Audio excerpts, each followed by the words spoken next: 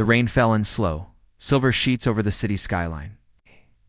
And in the middle of it all stood Alexander Reed, billionaire tech genius, a man who had everything. He was drenched, standing on a quiet street, staring at a small cafe with glowing amber lights. Inside, a woman sat by the window, reading a worn-out book, sipping tea as if the world outside didn't exist. For some reason, Alex couldn't move. He didn't believe in fate, but in that moment, something deep inside him shifted. Her name was Lila Hart. She was a painter who worked part-time at the cafe and lived in a tiny apartment above it. She wasn't famous, rich, or glamorous. But there was a profound calm in her eyes, an unspoken kindness in the way she smiled at customers that drew Alex in without a plan, without a single thought in his head. He pushed the door open, the little bell chiming softly. "Coffee, please," he said, trying to sound casual as he pushed his wet hair back from his face. She looked up, and a gentle smile touched her lips. "You look like you need something stronger than coffee." That was how it all began. Alex started showing up every morning, always ordering the same black coffee he never finished. He sat at the same table, pretending to read something on his phone, but his eyes always found their way back to her. He watched her when he thought she wasn't looking. It wasn't the attention of a stranger, it was the quiet fascination of a man seeing something rare and precious for the first time in his life. One morning, she finally broke the routine.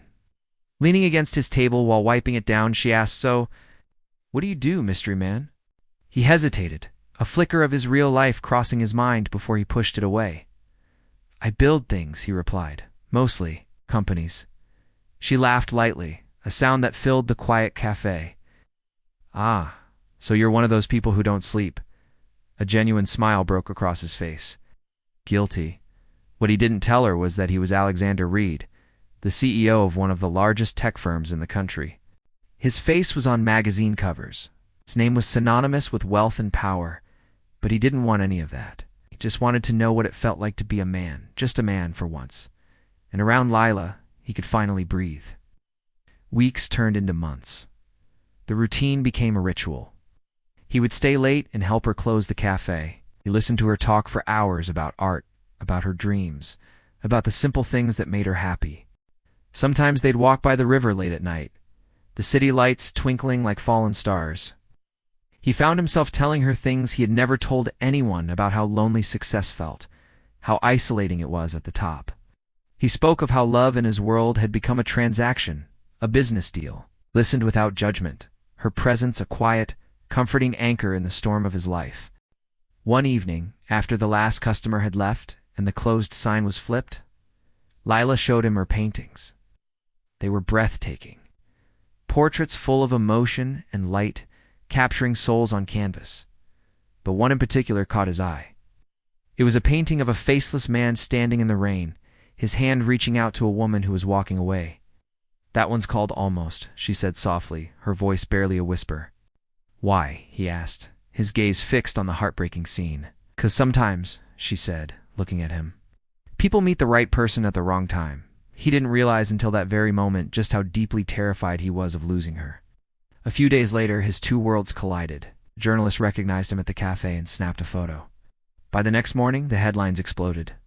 Billionaire CEO spotted with unknown woman in small-town Café. Paparazzi swarmed her workplace like vultures. The quiet little cafe was suddenly a spectacle. Customers stopped coming. And Lila, she disappeared. He tried to call her. The calls went straight to voicemail. He searched the city for weeks, a frantic, desperate search that left him hollow. Finally, he found her, standing by the river where they used to walk, her eyes red but resolute.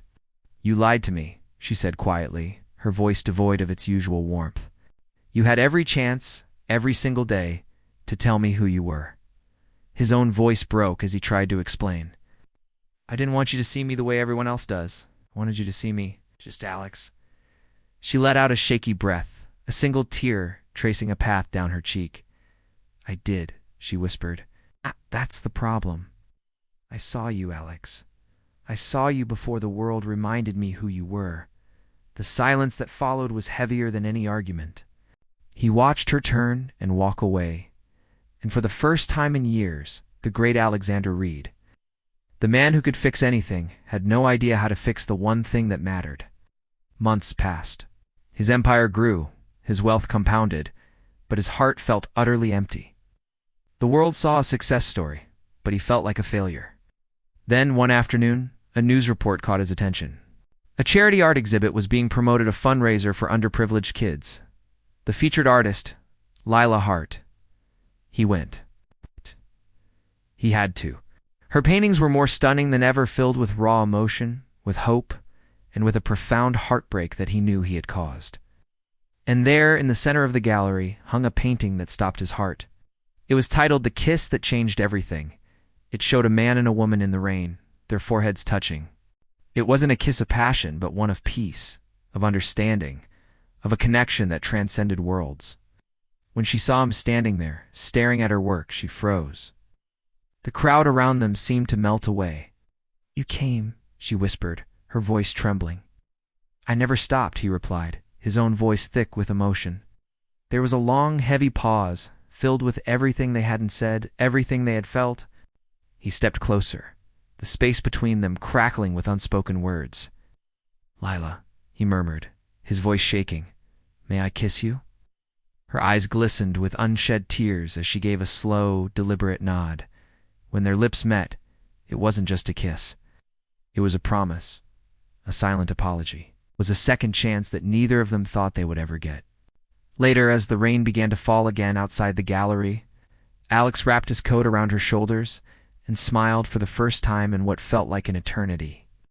This time, he said, his voice firm, "I'm not letting you walk away." Lila leaned into him, her voice soft but steady, a gentle command that was also a plea. "Then stop living like a billionaire, Alex. Just live," and he did. He traded boardrooms for art studios. He exchanged deadlines for sunsets. He learned that true love wasn't about wealth or fame or grand empty gestures. It was about seeing someone for who they truly are and choosing them again and again, no matter the storms that came your way. Because sometimes one kiss really does change everything. Thanks so much for watching. If you enjoyed this story, don't forget to like and subscribe for more. We'll see you in the next one.